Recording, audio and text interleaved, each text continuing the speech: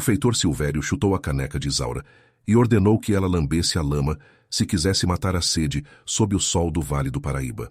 Ele só não esperava que, ao encostar o rosto no chão, ela encontraria exatamente o que ele tentou enterrar na noite do crime. O que Isaura tirou do barro naquele momento faria o homem mais poderoso da fazenda tremer de medo em menos de 2 minutos. Isaura agora tem em mãos a prova física de que o feitor assassinou o herdeiro da fazenda para roubar as sacas de café. No fim desta história, você vai ver como um objeto quebrado destruiu o império de mentiras de um homem brutal. A fazenda Santa Cecília não era um lugar de paz. Era uma máquina de moer gente. O cheiro do café torrado se misturava ao cheiro do suor e da terra batida. Mas naquele ano de 1870, havia algo mais no ar. Um cheiro de coisa podre que não vinha dos currais. O barão de Resende, dono de tudo aquilo que a vista alcançava, estava morrendo por dentro. Fazia 6 meses que seu único filho, o jovem Paulo, havia desaparecido. A história que corria, espalhada pelo feitor Silvério, era que o rapaz tinha fugido para a capital com uma mala cheia de dinheiro, fugindo de dívidas de jogo e de uma vergonha que o barão desconhecia. O velho acreditou. Amargurado, ele entregou as chaves do cofre e o controle das sacas para Silvério, o homem que dizia ter visto Paulo partir na calada da noite. Mas Isaura sabia que as paredes da casa grande têm ouvidos e que a terra, por mais que a pisem, não fica calada para sempre. Isaura era a lavadeira. Suas mãos estavam sempre enrugadas pela água e pelo sabão de cinzas, mas seus olhos eram afiados como navalha. Ela notava quando uma camisa voltava com um rasgo que não era de uso, ou quando uma bota aparecia limpa demais, depois de uma noite de chuva. Ela via Silvério andando pelo cafezal, com a pose de quem já se sentia o dono daquelas terras.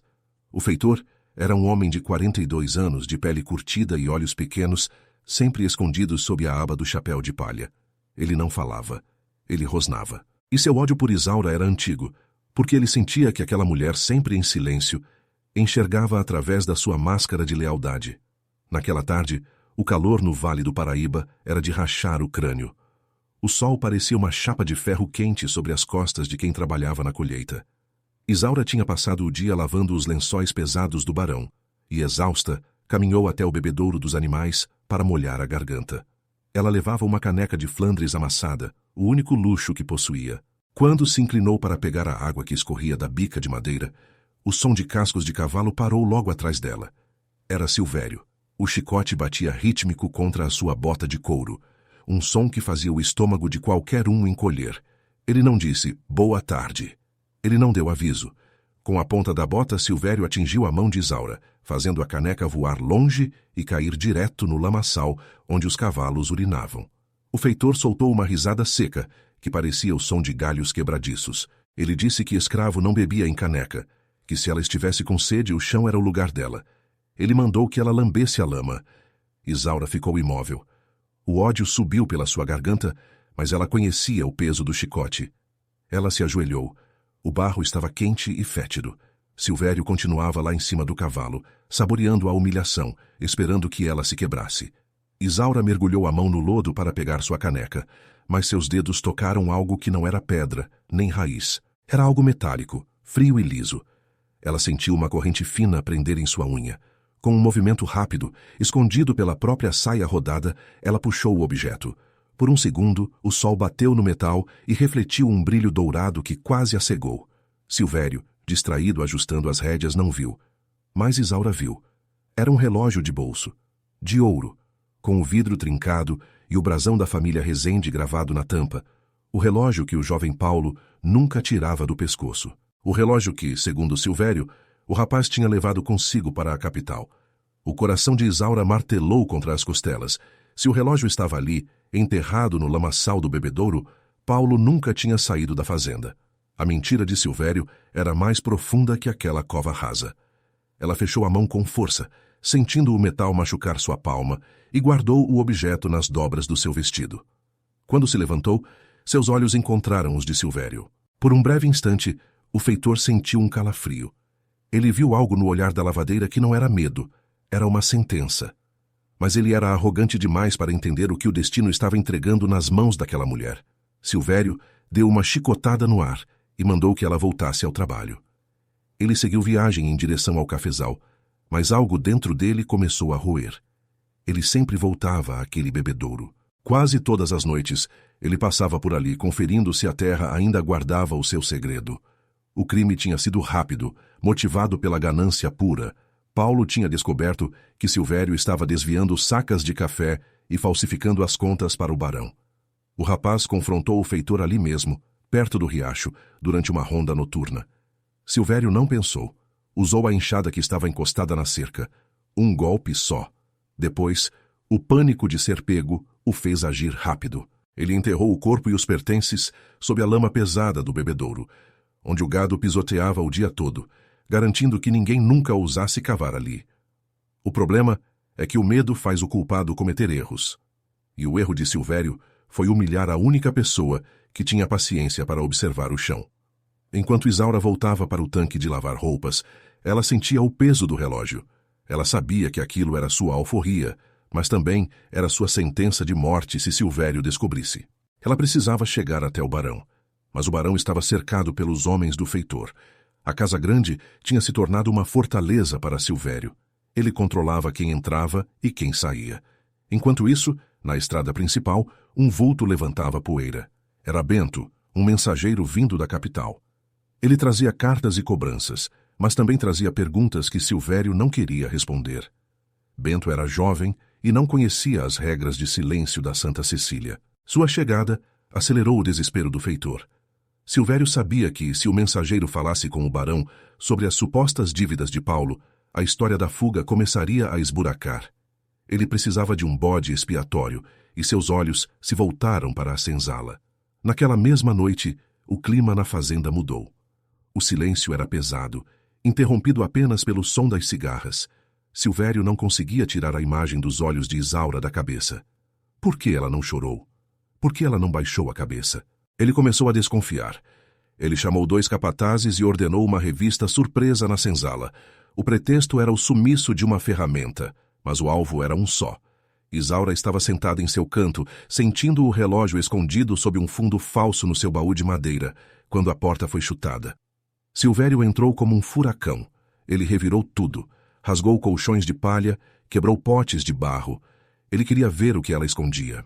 Isaura ficou de pé, encostada na parede de pau a pique, o rosto imóvel. O feitor se aproximou dela, o hálito de cachaça e tabaco empestando o ar. Ele perguntou o que ela tinha pegado no chão do bebedouro. Ele tinha visto um movimento, uma hesitação. Isaura negou. Disse que só pegou a caneca que ele mesmo tinha chutado. Silvério levantou a mão para bater, mas parou quando ouviu um grito vindo do pátio. Era Tião, o velho carroceiro. Tião tinha visto muita coisa naquela vida. Ele tinha visto Silvério lavando sangue da carroça na noite em que Paulo sumiu, mas o medo o mantinha mudo. Naquela noite, porém, vendo a crueldade contra Isaura, algo nele estalou. Tião começou a gritar que havia fogo no paiol, uma distração desesperada para tirar o feitor de cima da lavadeira.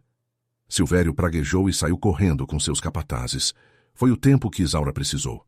Ela sabia que o relógio não estaria seguro na senzala por muito mais tempo. Silvério voltaria, e da próxima vez ele não pararia na ameaça. Ela olhou para o objeto dourado. O vidro trincado parecia uma cicatriz na alma daquela fazenda.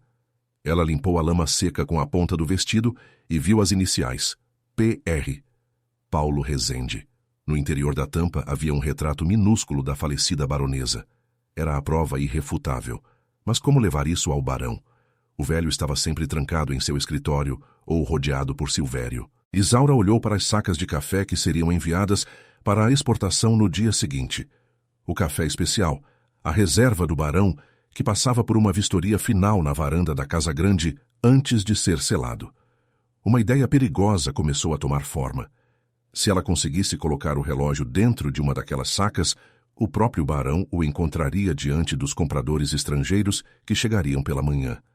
Silvério não poderia esconder a verdade se ela fosse revelada em público. Mas o risco era imenso. Se o relógio fosse interceptado antes, Isaura seria acusada de roubo e morta ali mesmo, no tronco. Ela caminhou nas sombras, evitando as lanternas dos vigias. O cheiro de café era forte nos armazéns. Ela encontrou Tião perto das carroças. O velho tremia. Ele sabia que o feitor estava desconfiado de todos. Isaura mostrou o relógio a ele. Tião arregalou os olhos e levou a mão à boca. Ele reconheceu a joia na hora. Isso é a morte, Isaura, ele sussurrou, a voz falhando. Se ele te pega com isso, não sobra nem osso para contar história. Isaura não recuou. Ela disse que a morte já habitava aquela fazenda desde que Paulo foi enterrado como um bicho. Ela pediu que Tião a ajudasse a colocar o relógio na saca que ficaria no topo da pilha, aquela que o barão sempre abria para mostrar a qualidade do grão aos ingleses. Tião hesitou. Ele pensou em sua própria pele, nas marcas de chicote que já carregava. Mas ele olhou para o relógio e lembrou do jovem Paulo, que sempre o tratou com um resto de humanidade que Silvério desconhecia. Com mãos trêmulas, Tião abriu a costura de uma das sacas de juta. Isaura deslizou o relógio para dentro, bem no meio dos grãos verdes e perfumados. Eles fecharam a saca o melhor que puderam. Agora, o segredo estava em movimento. A verdade não estava mais debaixo da terra. Estava no fluxo da riqueza da fazenda. Mas a noite ainda não tinha acabado. Silvério, frustrado por não encontrar nada na senzala e percebendo que o fogo no paiol era apenas um punhado de palha seca, voltou para seu quarto com uma certeza. Alguém estava jogando com ele. Ele não era homem de ser feito de bobo. Ele chamou seu capataz mais fiel e deu uma ordem clara. Ninguém sai da fazenda, e Isaura deve ser vigiada de perto. Se ela desse um passo em direção à casa grande antes da manhã, era para ser abatida. O clima na manhã seguinte estava carregado. O barão de Resende vestiu seu melhor terno, embora as roupas parecessem grandes demais para seu corpo mofado pela tristeza. Os compradores estrangeiros chegaram em carruagens luxuosas, prontos para negociar a safra que prometia ser a melhor da década. Silvério estava ao lado do barão, sorridente, com as botas polidas escondendo a alma imunda por trás de palavras de servidão. Isaura observava de longe, enquanto carregava os baldes de água para a cozinha. Ela via os homens se reunindo na varanda. Ela via a saca marcada por Tião sendo colocada sobre a mesa de madeira maciça. O seu coração batia tão forte que ela achava que todos podiam ouvir. Ela sabia que em poucos minutos ou ela estaria livre ou estaria morta. O barão pegou a faca de prata para cortar o lacre da saca. Silvério deu um passo à frente, oferecendo-se para fazer o serviço, mas o barão fez um gesto para que ele se afastasse. Ele mesmo queria mostrar o fruto da sua terra. Enquanto a faca rasgava o tecido grosso da juta, o silêncio caiu sobre a varanda. O primeiro punhado de café rolou sobre a mesa, e junto com os grãos, algo pesado caiu com um som metálico que ecoou por todo o pátio, um som de ouro batendo na madeira. O relógio de Paulo apareceu diante de todos, brilhando sob a luz da manhã, ainda com restos da lama vermelha incrustados nos elos da corrente. O rosto do barão perdeu o resto de cor que tinha. Ele largou a faca. Silvério sentiu o chão sumir sob seus pés. O relógio estava ali. O objeto que ele jurou que tinha partido para o Rio de Janeiro estava saindo de dentro de uma saca de café colhida na sua própria fazenda. O pânico nos olhos do feitor foi tão nítido que até os estrangeiros perceberam que algo terrível estava acontecendo. Isaura, do pé da escada, não desviou o olhar. Ela esperou o momento em que a mentira de Silvério implodiria, mas ela não sabia que um homem encurralado é capaz de qualquer coisa para não cair sozinho. O silêncio na varanda da casa grande era tão pesado que dava para ouvir o tic-tac fantasmagórico do relógio sobre a mesa de madeira. Silvério sentiu o suor frio escorrer pela nuca, mas o que ele faria em seguida selaria de vez o seu destino. O feitor achava que ainda podia mandar na verdade, mas não contava com o que Isaura tinha para dizer diante de todos. Repara bem no que aconteceu. O barão de Resende, um homem que passou meses chorando a suposta covardia do filho, estava ali, com a mão trêmula, segurando o objeto que provava que ele tinha sido enganado por quem mais confiava. O mundo de mentiras de Silvério estava rachando, e o som daquela quebra ia ser ensurdecedor. O barão pegou o relógio com as pontas dos dedos, como se temesse que o objeto pudesse queimar sua pele. Ele limpou o resto da lama seca sobre o vidro trincado e viu o retrato da esposa falecida. O grito que saiu da garganta do velho não foi de raiva, foi de uma dor que estava guardada há tempo demais. Ele olhou para Silvério, e o feitor, num reflexo de pura maldade, tentou a última cartada. Ele apontou o dedo para Isaura e gritou que ela era uma ladra. Ele disse que ela devia ter roubado aquilo de Paulo antes dele fugir e que estava guardando para chantagear a família. O problema é que a mentira de Silvério não tinha mais onde se escorar. Foi aí que Isaura deu um passo à frente. Ela não baixou a cabeça. Ela não olhou para os pés. Ela encarou o barão e depois cravou os olhos em Silvério. A voz dela saiu firme, sem tremor, como se estivesse guardando cada palavra para aquele exato segundo. Ela disse ao barão que o relógio não estava em um baú, nem escondido na senzala. Ela disse que o relógio estava debaixo da terra, no mesmo lugar onde o gado bebia água e onde o feitor a obrigou a se ajoelhar no dia anterior. Mas ela não parou por aí. Isaura revelou o que ninguém mais tinha coragem de dizer. Que Silvério passava as noites rondando aquele bebedouro, vigiando o chão como se a terra fosse fugir dele. Silvério percebeu que o cerco estava fechando. Ele olhou para os lados, procurando o apoio de seus capatazes. Mas até os homens mais brutos da fazenda estavam paralisados. O clima era de linchamento iminente. O feitor, num gesto de puro desespero, levou a mão ao cabo da faca que carregava na cintura. Ele não queria mais se explicar. Ele queria eliminar a testemunha. Mas antes que ele pudesse desembainhar a lâmina, o mensageiro Bento, que assistia a tudo de longe, interveio. Bento entregou ao barão a carta que trazia da capital. Era uma certidão de quitação de dívidas. O filho do barão não devia nada a ninguém. Ele nunca teve motivo para fugir. O barão de Resende sentiu o peso da verdade esmagar seu peito. Ele olhou para as botas de Silvério. Repara nisso. As botas do feitor estavam sujas com uma lama vermelha e pegajosa, a mesma lama que ainda estava grudada nos elos do relógio. Era a lama do bebedouro dos animais, o único lugar da fazenda com aquele tipo de barro. O barão deu uma ordem seca, com a voz de quem não aceitaria desobediência. Ele mandou que todos os homens da colheita pegassem pás e enxadas e o seguissem até o bebedouro. Silvério tentou recuar, disse que era uma loucura, que o barão estava ouvindo delírios de uma escrava, mas o velho já não ouvia mais nada. A caminhada até o bebedouro foi um cortejo fúnebre sob o sol do meio-dia. Os compradores estrangeiros seguiam atrás, curiosos e horrorizados com o drama que se desenrolava. Isaura ia na frente guiando o grupo. Quando chegaram ao lamaçal fétido, o cheiro de morte parecia ter se intensificado, como se a terra estivesse ansiosa para cuspir o que guardava. O barão apontou para o chão e mandou cavar. Silvério foi cercado por 4 homens armados com espingardas. Ele não tinha mais para onde correr. O suor que descia pelo seu rosto não era mais do calor. Era o suor do pavor de quem sabe que a forca está perto. O som das pás batendo na lama era o único barulho que se ouvia. Tião, o velho carroceiro, deu a primeira palada. Ele cavou com uma força que ninguém sabia que ele ainda tinha. A cada camada de terra removida, o coração do barão batia mais devagar. Até que, de repente, o som mudou. O ferro da pá de Tião bateu em algo que não era pedra. Era um som oco. Um silêncio mortal tomou conta do lugar. Tião se ajoelhou e começou a afastar o barro com as mãos. Primeiro apareceu um pedaço de tecido escuro, o mesmo tecido do casaco de montaria que Paulo usava na noite em que sumiu.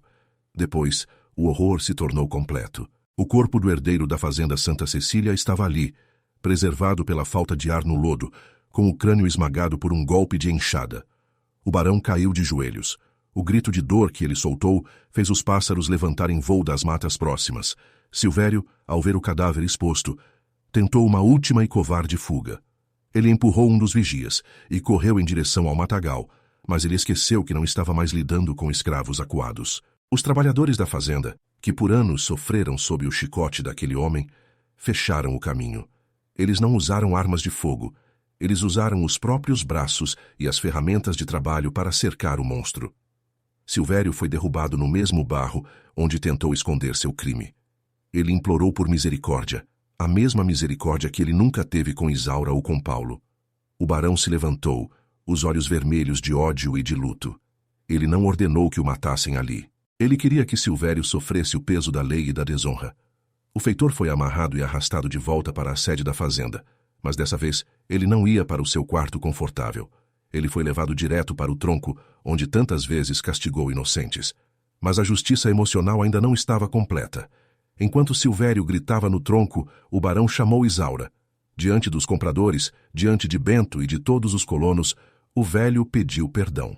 Ele percebeu que a sua cegueira e a sua confiança em um canalha tinham custado a vida do próprio filho. Ele olhou para as mãos de Isaura, ainda sujas com o barro da cova de Paulo, e tomou uma decisão que mudaria a história daquela região. Ele mandou buscar papel e tinta. Ali mesmo, na varanda onde a verdade apareceu, ele assinou a carta de alforria de Isaura. Mas ele não deu apenas a liberdade. O barão sabia que a liberdade sem meios de sobrevivência era uma armadilha. Ele entregou a Isaura uma parte das terras que faziam divisa com o riacho. uma área fértil que Silvério sempre quis para si. Ele também deu a ela uma quantia em ouro, o suficiente para que ela nunca mais precisasse lavar a roupa de ninguém por obrigação. Isaura recebeu o papel com as mãos firmes. Ela não sorriu porque o preço daquela vitória tinha sido sangue, mas ela sentiu pela primeira vez na vida o peso de ser dona do próprio destino. O destino de Silvério foi bem diferente. Ele foi levado para a capital sob custódia militar. Durante o julgamento, as provas acumuladas por Isaura e o depoimento corajoso de Tião não deixaram dúvidas. Ele foi condenado ao enforcamento por assassinato e roubo. O império de mentiras que ele construiu se transformou em cinzas. A fazenda Santa Cecília nunca mais foi a mesma. O barão de Resende viveu o resto de seus dias cuidando do túmulo do filho, que finalmente recebeu um enterro digno, com flores e orações, e não apenas lama e esquecimento. O tempo passou, e a história da lavadeira que fez o feitor tremer se tornou uma lenda no Vale do Paraíba. As pessoas diziam que, em noites de lua cheia, ainda se podia ouvir o som do relógio de ouro batendo na mesa da varanda, lembrando a todos que nada fica enterrado para sempre. A ganância de Silvério o cegou para o detalhe mais simples, a dignidade de quem não tem nada a perder, além da própria alma. Ele achou que Isaura era apenas parte da paisagem, um objeto a ser chutado, mas foi ela quem cavou a cova do seu poder. A verdade é uma semente que, mesmo sob o peso da montanha mais alta ou da lama mais funda, sempre encontra uma fresta para brotar. Quem tenta construir a vida sobre o sofrimento alheio acaba descobrindo que o alicerce é feito de areia movediça. A justiça pode demorar, pode ser silenciosa como uma lavadeira no tanque, mas quando ela chega, ela é absoluta. Silvério aprendeu da pior forma que o chão que ele mandou Isaura lamber era o mesmo chão que guardava a prova que o levaria à forca. Hoje, quem passa pelas ruínas da antiga Casa Grande da Santa Cecília ainda sente um arrepio. A fazenda prosperou por um tempo sob uma nova gerência, mas a memória daquele dia nunca se apagou. O relógio de ouro, dizem, foi doado a uma igreja local, mas o vidro continua trincado, um lembrete eterno de que a justiça humana pode até consertar a história, mas nunca apaga as cicatrizes do que foi quebrado. Quem tenta enterrar o passado, mais cedo ou mais tarde, acaba tendo que prestar contas com a terra. Se você gostou de como a justiça foi feita e da coragem de Isaura, deixe seu like e se inscreva no canal para mais histórias de reviravoltas reais e emocionantes. Compartilhe este vídeo com quem gosta de uma boa narrativa de superação e comente aqui embaixo de qual cidade você está assistindo. Sua participação é o que mantém essas memórias vivas.